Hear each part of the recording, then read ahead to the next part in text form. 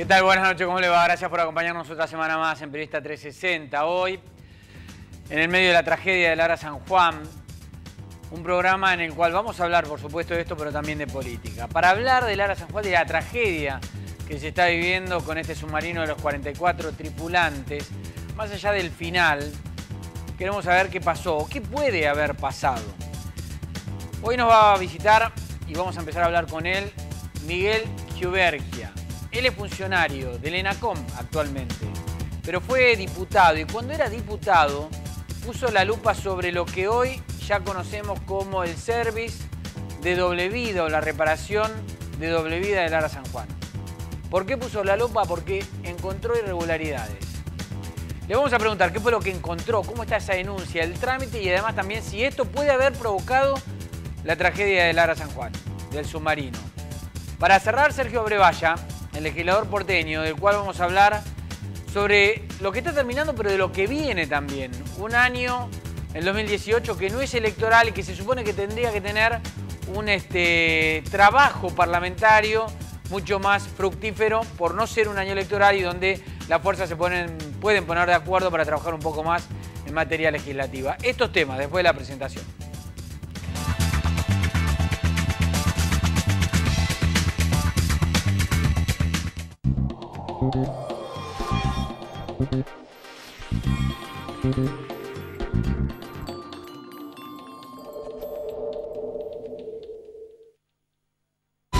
En la Ciudad Autónoma de Buenos Aires, vivir mejor es ley. Legislatura de la Ciudad Autónoma de Buenos Aires. Si la vas a hacer, hacela bien.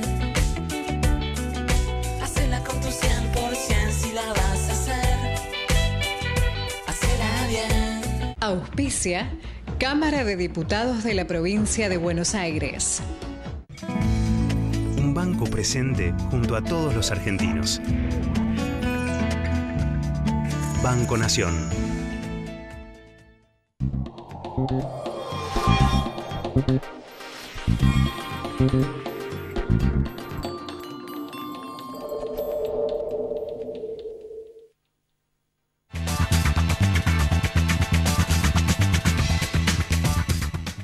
Miguel, gracias por venir.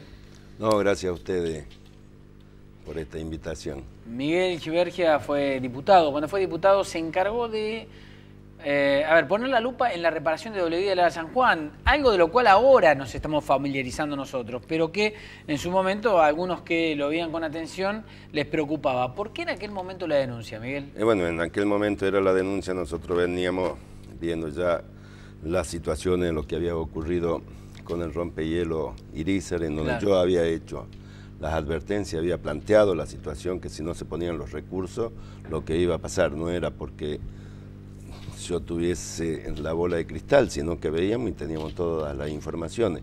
Por supuesto, el gobierno de ese entonces no prestó atención ni le interesó en absoluto y después terminamos que la reparación de ese rompehielo salió mucho más caro que si se hubiese comprado uno nuevo. Pero... de allí comenzamos a investigar Sí. y nos llama la atención en todas las contrataciones y máxime aún cuando en Alemania, en el año 2006, habían unas investigaciones a una de las empresas con la que había contratado justamente la Armada Argentina, Ferrostal, que estaba siendo investigada y que existía un testigo encubierto, funcionario de ejecutivo alemán, que en Múnich declara que en esa época se había pagado 3.200.000 pesos, 3.500.000 euros de coima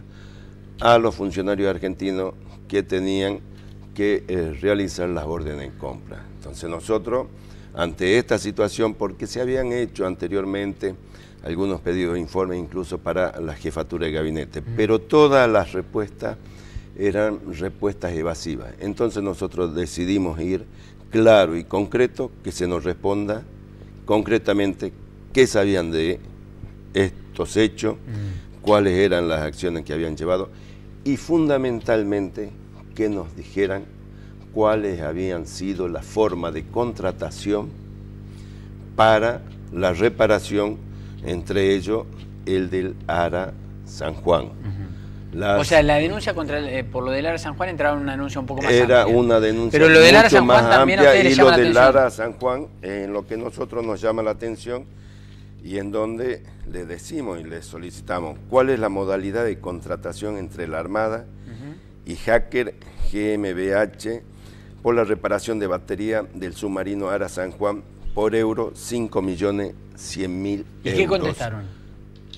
Y la contestación fue el archivo de este pedido de informe. Nosotros recordemos que en esa época el Congreso era la escribanía del Poder Ejecutivo Nacional, o sea que, y no se dejaban avanzar esto. Miguel, ¿no lo sorprende toda la tragedia que se está viviendo con el ARA San Juan? Yo espero, tengo confianza, a pesar que se van agotando los días en ese tema, que primero se puedan encontrar a los tripulantes con vida y desentrañar qué es lo que pasó, qué es lo que ocurrió. Yo no puedo aseverar que por el tema de las baterías haya ocurrido la tragedia, ni mucho menos. Yo lo que sí tengo en claro y lo que veo es que este submarino estuvo 6 años para llevar adelante su reparación, que entre esos 6 años los contratos de seguro y de garantía de las distintas piezas también habían vencido. Todo esto se investigará y se verá a posteriori qué es lo que pasó. Ahora viajaron 2 funcionarios de la Armada, altos funcionarios de la Armada, a reunirse con directivos de la empresa, la fabricadora, de la, ¿no? la fábrica. De la fábrica de las baterías. Y esto es lo que nosotros decimos. ¿Por qué se hizo una contratación directa?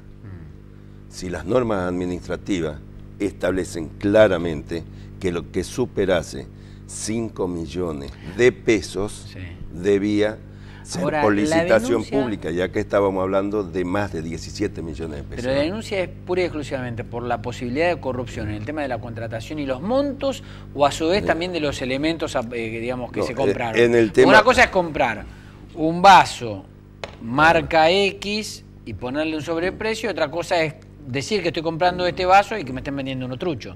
Efectivamente, por eso nosotros lo que pedíamos era, primero que nos dijeran cuál era la modalidad de la contratación, qué es lo que se había solicitado, si era el replacado o si era el cambio de batería, porque en eso también nosotros podemos ver el replacado, que significaba prácticamente la carcasa, sacar el agua de este vaso y poner, y que eso lo tenía una fábrica. Ahora queremos saber qué era, replacado o era cambio de batería. En ese sentido, ¿por qué no se llamó a licitación pública? A ver, por lo menos en la página web de Tandanor se habla de reparación y puesta a nuevo, pero no de cambio total. ¿Y qué era la reparación? La reparación es la de media vida. Ahora, en el caso específico de las baterías, ¿era reparación, o era cambio? Este punto por si efectivamente el tema de la tragedia habla de un accidente, claro, y si las baterías es el episodio que lo desenlaza, ¿no? Ahora, más allá de esto, en aquel momento, ¿cuánto hace que esa denuncia se hizo? Y eso en el año 2010. 2010, bueno, 2010, hace lo presentamos. 7 años. 7 años. 7 años por lo menos. Aquella denuncia se archivó enseguida, nunca más investigó, y esto se avanzó algo. Estaba también, pero nosotros decíamos que se habían hecho con respecto a la documentación que había, y por allí tuvimos alguna respuesta, se había remitido a la justicia. ¿Qué juez tenía? El juez Ollarvide, y el juez Ollarvide también remitió al archivo toda la. O sea, el juez Ollarvide la archivó. También la archivó a la denuncia. En esto, lógicamente, se verán y se analizarán y se evaluará quién está al frente de la investigación. La justicia tiene las posibilidades de solicitar. ¿Esta causa se reabrió a partir de esto o no? No, esto es del Congreso de la Nación, el pedido de informe que nosotros hicimos que no lo. Pero la denuncia penal que llevaba Ollarvide en y su la momento. Denuncia penal estaba planteada en el juzgado de Ollarvide. Ahora, ¿qué es lo que pasó al respecto? Bueno, hay una justicia federal de Caleta Olivia que está... Irán a investigar por qué esto se archivó y bueno... Esto lo reconstruyeron en base a qué información. Entonces reconstruyó en base a las informaciones que venían de Alemania, en donde se estaba llevando un proceso. Ahora, esto es lo que nosotros vemos en la Argentina, acá con esta empresa, en donde en el exterior se lleva y se juzga a los corruptos incluso testigos encubiertos. Porque hay dos ejecutivos presos, ¿no? Claro, que dicen que los delitos se cometieron en nuestro país y con recursos que son de todos los argentinos. Ahora, nosotros en esto yo no hubo en esto, nadie ¿no? que respondiera por esto que se había llevado adelante. Insisto en esto, una es el tema del delito económico, corrupción, la coima, el sobreprecio, la contratación directa, todo lo que... Y la otra es si encima trucharon las baterías y si encima eso fue lo que provocó, si es que fue un accidente o un incendio o lo que sea, el episodio del Lara San Juan. Bueno, esto es justamente... Yo no me animo ni tengo por qué, digamos, más allá de que íntimamente pueda pensar, pero yo espero que sea la investigación, primero que encontremos con vida a los 40 tripulantes y a partir de allí se desentrañe todo, qué es lo que pasó, cuáles fueron los motivos de este accidente o de este hecho, ¿no? Miguel, pero de lo que yo no quiero olvidarme y que quiero también dejar muy en claro es que la corrupción mata. Y en la Argentina tenemos ejemplos, llámense Cromañón, llámese ONCE. Todo esto es para que nosotros tomemos conciencia, no solamente los funcionarios, sino también empresarios, que nosotros a posteriori los vemos, que por allí tienen una vida de lujos y placeres, mientras el 30% de la población argentina está en la línea de pobreza o bajo la línea de pobreza, ¿no? ¿Le pidieron explicaciones ahora? ¿Le pidieron información? Digamos, ¿la justicia está empezando a investigar otra vez? La justicia está empezando a investigar. ¿De la Armada lo llamaron? ¿Alguien le pidió algo? No. Teniendo en cuenta que fue el que lo investigó en su momento, ¿no? No nos pidieron investigaciones, sé que hubo conversaciones en algunos ámbitos, pero en esto nosotros por eso queremos ser prudentes, queremos una vez que ¿Y a la Cámara de Diputados no fue nadie a dar explicaciones? ¿Por este no fue nadie a dar explicaciones. Por eso le digo, en algunos de los pedidos de informe que se hacía a Jefatura de Gabinete, remitían informes que lógicamente no eran lo que nosotros pedíamos con claridad y específicamente, claro. Estas eran las situaciones. Ahora, nosotros decimos, en este país no se puede, en el Congreso de la Nación, frenar los pedidos de informe, más allá que sea el partido que sea que esté en el Poder Ejecutivo. Los pedidos de informe es de fundamental importancia para esclarecer, porque por allí los funcionarios no están conociendo qué es lo que pasa y puedan tomar. Ahora, este Congreso que nosotros teníamos, recordemos, era la escribanía del Poder Ejecutivo del 2010, en donde con Cristina Kirchner, con un parlamento que se había conformado en el 2009. Efectivamente. Miguel, ¿usted cree que efectivamente el comandante en jefe de las Fuerzas Armadas, que es el presidente de la Nación, debería levantar el secreto de Estado en este caso puntual, como lo está pidiendo la jueza federal de Caleta Olivia? Tengo entendido ya el ministro Aguad autorizó que se presenten los miembros de la Armada y que se investigue. Que se dé la información que requiera la justicia. Información que requiera la justicia, y esto creo que hace justamente a la transparencia y a la claridad para tener un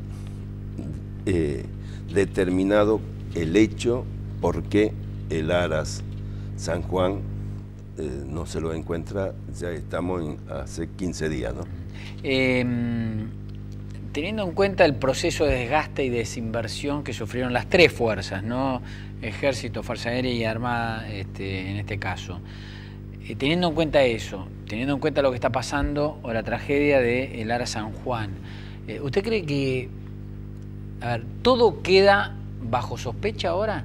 Todo el armamento, los buques, digamos, todo tiene que ser por lo menos auditado, controlado, tiene que ser revisado a ver en qué condiciones está, revisado a ver si, digamos, se mantuvo de la forma que debía. Claro, yo entiendo que esto, el comandante en jefe, que es el presidente de la Nación, justamente con su ministro de Defensa, con el ministro de Defensa, son quienes van a tomar y van a llevar adelante las políticas en materia de defensa.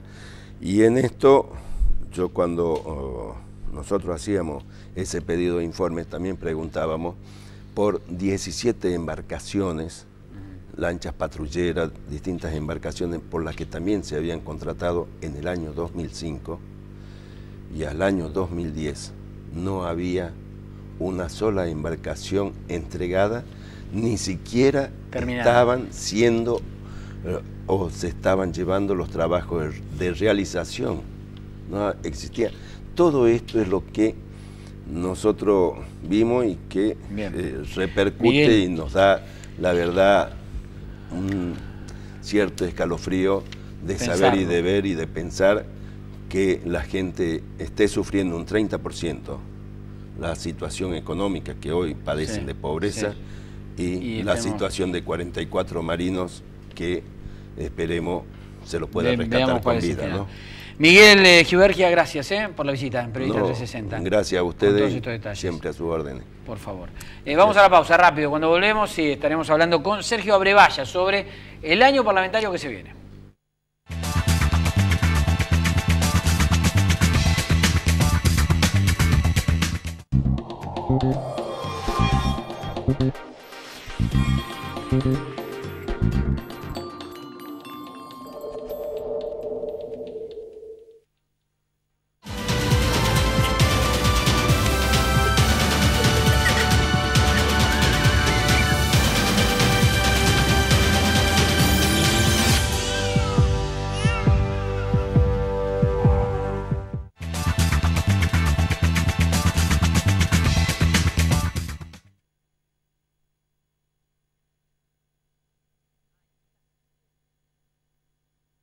En noviembre siempre hay algo gratis para hacer en la ciudad.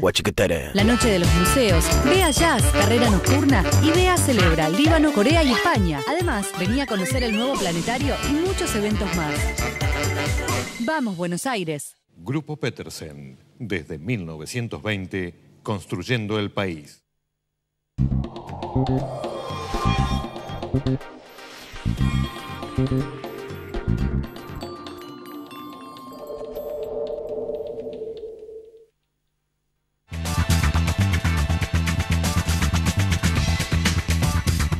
Sergio, gracias por venir, buenas noches. No, gracias a vos, buenas noches. Sergio Abrevaya, legislador porteño de un país.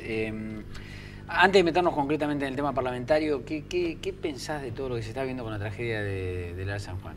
Bueno, primero la tristeza, ¿no?, de perder 44 tripulantes, que no se confirma, pero estamos todos con esa angustia, ¿no?, de esa posibilidad. Y todo por no hacer bien las cosas. Da toda la sensación de que en algún lugar no se hicieron bien las cosas. Esta denuncia que él cuenta demuestra que fue así. Un problema de fondo, ¿no? Las Fuerzas Armadas dejaron de ser una fuerza de defensa.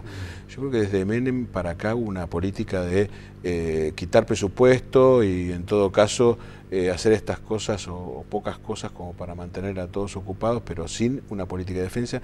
Si vos ves la lista de embarcaciones, las últimas compras son del 86. Bueno, los submarinos eran del 85, ¿no? Sí, si mal no recuerdo, lo votan en el 83, pero vienen en el 85 para acá, una cosa así. Son como las últimas compras de la dictadura y algunas compras de Alfonsín, nunca más. Es decir, como si en Argentina no tuviese ninguna hipótesis de conflicto, que es bueno pensar de esa manera en el sentido de que estamos en paz con todos nuestros hermanos latinoamericanos, pero no podés no tenerla. De hecho, tenés un problema en el mar con los que pescan ilegalmente. Claro, hay otras hipótesis de conflicto, nuevas hipótesis de conflicto. Tal cual. Que no significa entrar en guerra con Chile, entrar en guerra con Brasil. Y de alguna forma eso significa una corrupción, más allá de la económica que se pueda aprobar o no, de la propia fuerza en el sentido de su objetivo. Es decir, se ha corrompido su objetivo y está para todo menos para la defensa. y enviarlo con un submarino tan viejo, vuelto a arreglar, porque además, por más que era terminado de fabricar en el 83, el modelo es muchísimo más viejo, el casco... Sí, 70 y pico. Exactamente, pero el diseño del casco es del tipo de los de la Segunda Guerra, el diseño. Sí, terrible. Es decir, cambia después esto. Terrible. Bueno, nos metemos en el tema político, ¿no? Concretamente. ¿Se empieza a diseñar el nuevo Parlamento a nivel local, a nivel provincial, a nivel nacional? No todos los parlamentos, en este caso vos sos legislador de la Ciudad de Buenos Aires, pero ayer juraron los senadores electos. A partir de mediados de diciembre empieza una nueva vida, una nueva historia parlamentaria con nuevas mayorías, en algunos casos y demás. El hecho de que no sea un año electoral, como yo decía al principio, ¿vos crees que va a ayudar un poco a que, yo te lo voy a decir, no te enojes, laburen un poco más? No me enojo. Aparte, cuando fui legislador, yo de mi autoría aprobé 52 leyes, por lo cual me siento, digamos, exento de esos problemas que son ciertos, ¿no? Uno tiende a laburar todo el año, pero es cierto que la época electoral te parte al medio, te deja sin menos sesiones. Sí, sin duda el que viene se debería poder trabajar mejor. Hay una novedad que es única en estos años, en la que corre riesgo la Ciudad de Buenos Aires, yo lo pongo de esta manera, que es que el Cambiemos alcanzó, de las 3 mayorías que exige la Constitución, 2 más el quórum propio. Te diría que casi todas las que exige, pero son muy pocas las que exige 40 votos, las tiene. Tienen 33 legisladores de los 30 que se necesitan para quórum, para aprobar con 30 o para aprobar con mayoría simple, y menos de eso. O sea, arrancan y después necesitan 7 socios para aprobar. En las de 40, que son las menos. Claro. O sea, no necesitan ningún socio. Ajá. En las leyes comunes... Arrancan y aprueban. El código de no necesitan ningún socio. Arrancan solos. ¿Eso para vos es una preocupación? Sí, porque la legislatura ha sido siempre un ámbito de negociación. Esto que yo te conté que pude aprobar también tenía que ver con los que ellos aprobaban. Y parlamentariamente hay una negociación, de eso se trata el Parlamento. Lo cual es sano, ¿no? Claro, ha sido muy sano en todos estos años. Ayudó muchísimo. Incluso el gobierno lo dice. Bueno, ¿sí? Si nosotros nunca tuvimos mayoría, siempre tuvimos que... Le sirvió al gobierno. Por supuesto uno tiene la expectativa de que no caiga en esa tentación, pero es una tentación muy grande. ¿Y qué hacer para que no caiga no pudiendo hacerlo formalmente, no? Bueno, por supuesto es la política, ¿no? Cuando uno se planta y dice esto no está, la presión en ese sentido puede ayudar a que lo revean, a que lo piensen, ¿no? Lo otro que ayuda, me parece, es la tradición que ha tenido el Parlamento en estos 10 años de gobierno del PRO, para completar estos 12 de la misma manera, ¿no? Con discusión, con debate. Hay leyes que desde la oposición uno las rechaza totalmente, ¿no? Pero hay otras que la mayoría en general uno tiende a negociar, bueno, esto no, esto sí. Y a mejorar, ¿no? Y a mejorar, claro, sí, a mejorarlo, porque en definitiva es el ejercicio que te permite ir modernizando la normativa de la ciudad y también controlando al gobierno. Ahora, ¿no? Desde la oposición no solo tienen que ver qué proyectos llegan y tratar de mejorarlos y demás, sino también aportar. Un país este año, ¿qué objetivos tiene? Bueno, a ver, te cuento primero. Casualmente el sábado, con una mirada más nacional, armamos un congreso del GEN.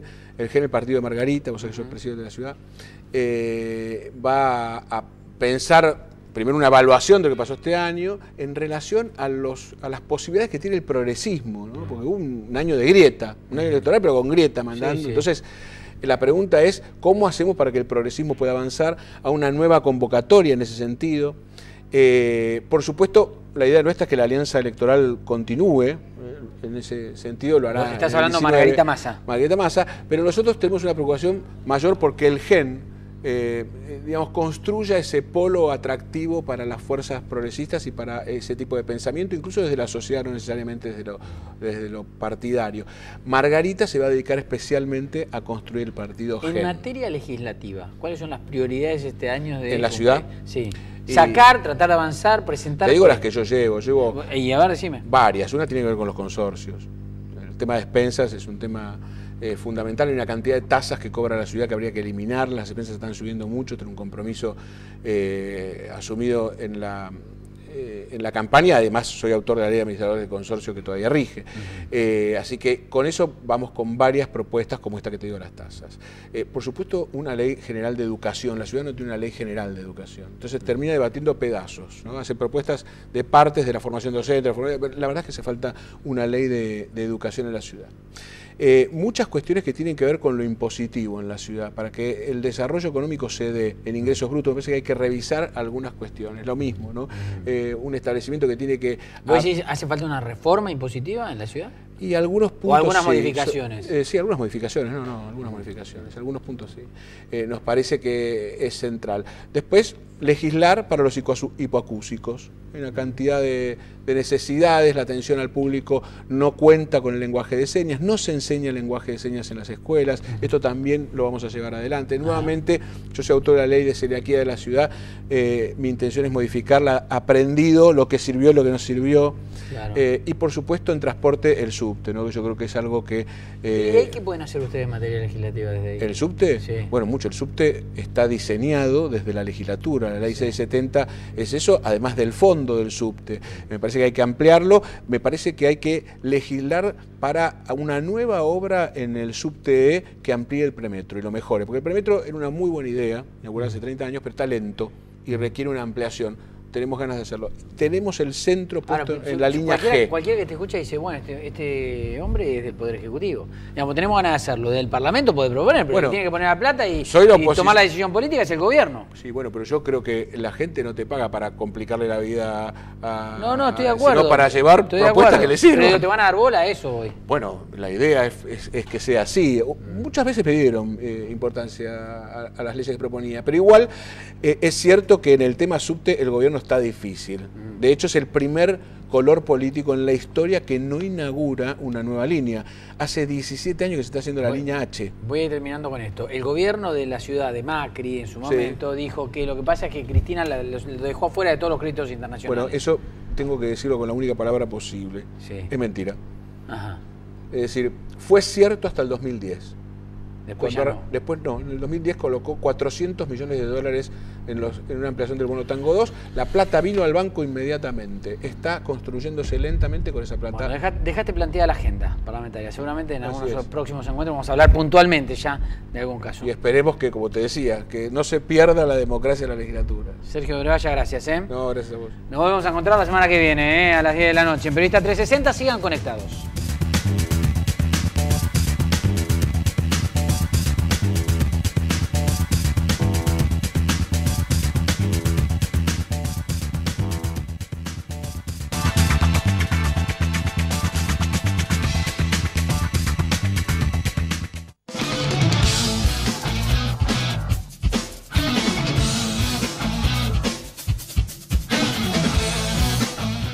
Fue una producción de 4D Producciones.